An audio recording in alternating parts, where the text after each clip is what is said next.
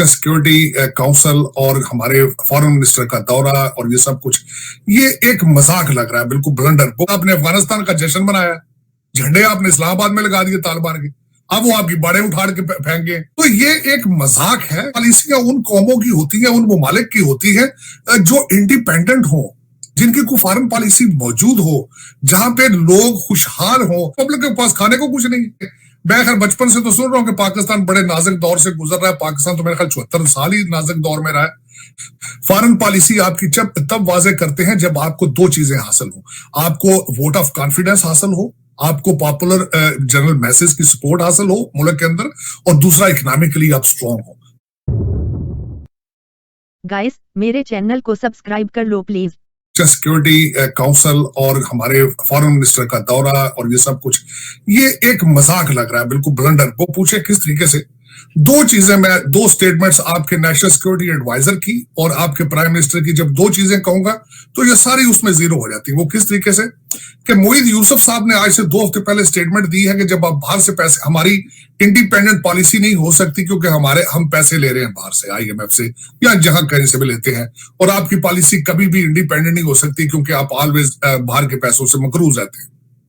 Number 1। दूसरी statement आपके वजीर आजम साहब ने दी है कि उन्होंने कहा कि हमारी अपनी नेशनल सिक्योरिटी, हमारी इकोनॉमिक सिक्योरिटी, हमारी इकोनॉमिक इंस्टेबिलिटी की वजह से अंडर थ्रेट है।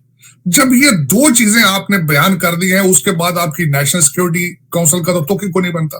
तो ये एक मजाक है। पॉलिसियां उन कौमों की होती है, उन ममालिक की होती है जो इंडिपेंडेंट हो, जिनकी कोई फॉरेन पॉलिसी मौजूद हो, जहां पे लोग खुशहाल हो, लोगों का ट्रस्ट मौजूद हो।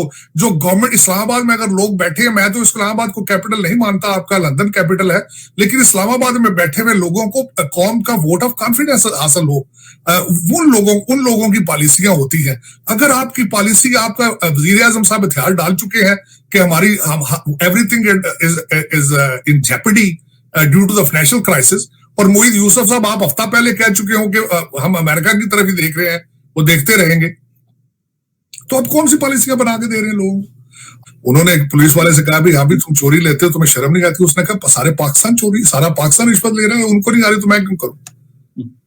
ये अगर ये हालात नेशनल टीवी पे आके लोग कहते हैं कि हमें रिश्वत लेने में, करप्शन करने में कोई शर्म नहीं है, तो ये एक बहुत बड़े अखलाकियात के जनाजे हैं, अखलाकियात के जनाजे।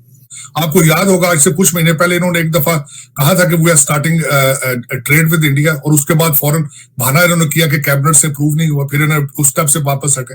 फिर उसके बाद हमारे आर्मी चीफ साहब ने कहा कि अब माजी को छोड़े आगे चलें, वो भी उसने एक और हिलचुल की। फिर उसके बाद ये हुआ, इन्होंने रिसेंटली जो ब्लंडर किया है, वो गंदम जो है वो पाकिस्तान से होके नहीं गई, वो गंदम पहुंच गई ईरान की तरफ से। पर एक ब्लंडर थोड़ी करते, लेकिन असल में बात यह है कि पुख्तगी नहीं है, मैच्योरनेस नहीं है। लेफ्ट हैंड जो करता है, राइट हैंड को पता ही नहीं है कि क्या हो रहा है। ऑर्गेनाइजेशनल स्किल ही कोई नहीं। ये नेशनल सिक्योरिटी जो पॉलिसी आपने बताया, जो आपने खुद बताया, कोई कंसेंसस नहीं है, स्वाय पीसा पेपर होने का और कुछ भी नहीं है।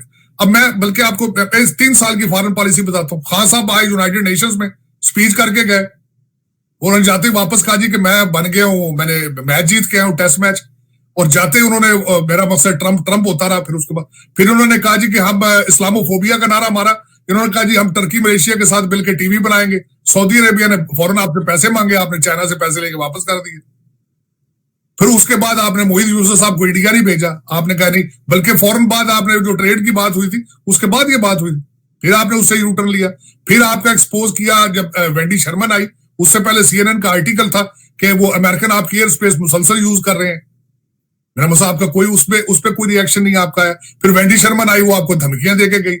उसके बाद आपने अफगानिस्तान का जश्न मनाया, झंडे आपने इस्लामाबाद में लगा दिए तालिबान के, अब वो आपकी बाड़े उठाड़ के फेंक गए। अब वो आपके साथ, वो आपको ब्लैकमेल कर रहे हैं।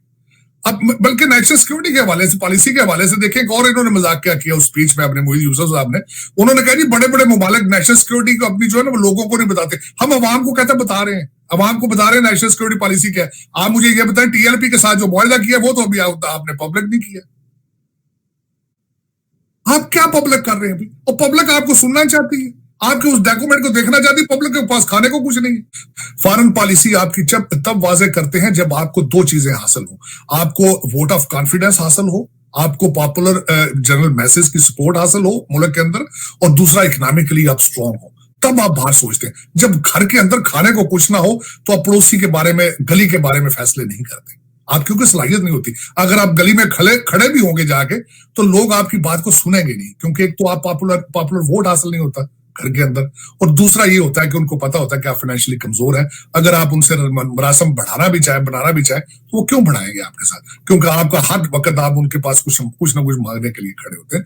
तो इस वक्त आपके हालात यही हैं, कभी चाइना के पीछे, कभी सऊदी अरेबिया, कभी IMF। तो इस वक्त आपके, मैं हैरान हूं कि ये आपके फॉरेन मिनिस्टर साहब बाहर क्यों गए हैं। देखता रहा हूं, कुरैशी साहब ने सूट माशाल्लाह बहुत अच्छा पहना था, कोई फॉरेन स्टिचेस थी, इंग्लैंड की या इटालियन थी।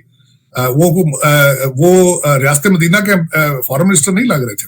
वो बड़े शाज बेशाज और बड़े महंगे सूट में बैठे हुए थे और बातें कर रहे थे, एंजॉय कर रहे थे। लेकिन ये कि अफसोस कि नहीं होना चाहिए था। ये आपकी पॉलिसी भी मजाक है और उनका दौरा भी मजाक है। ये तब तक ठीक नहीं होगा। देखें, 16,000 रुपया तनख्वाह है एवरेज पाकिस्तानी की।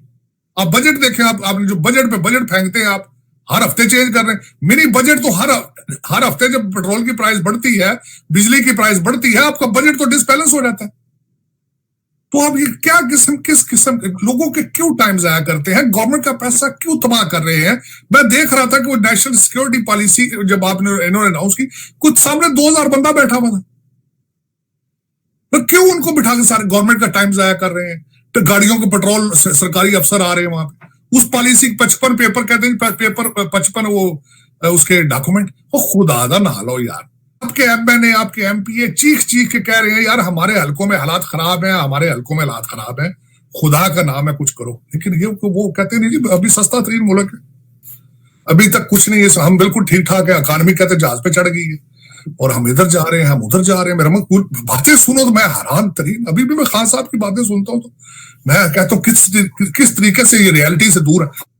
और हर दूसरे महीने, मैं खैर बचपन से तो सुन रहा हूं कि पाकिस्तान बड़े नाजुक दौर से गुजर रहा है। पाकिस्तान तो मेरे ख्याल 74 साल ही नाजुक दौर में रहा है। लेकिन इस वक्त जो लग रहा है, कभी वो कह देता है मार्च में होना है, अप्रैल में होना है। लेकिन एक बात थी ना, एक बात इस वक्त क्लियर आई है कि एक इंपॉर्टेंट बंदे के ट्रांसफर होना इस्लामाबाद से, इनको PTI की गवर्नमेंट उसमें जो है उसमें ऑलमोस्ट गिरने को फिर रही है। एक बंदा यहां से निकल के पेशावर ट्रांसफर हुआ है और सारी PTI की गवर्नमेंट जो है वो शैटर्ड हो गई। देखे ना, वो मौलाना साहब बार फजलुर रहमान साहब कह रहे हैं कि एक ताकतवर तबके ने थोड़ा सा हाथ पीछे किया तो निकल गया हर चीज।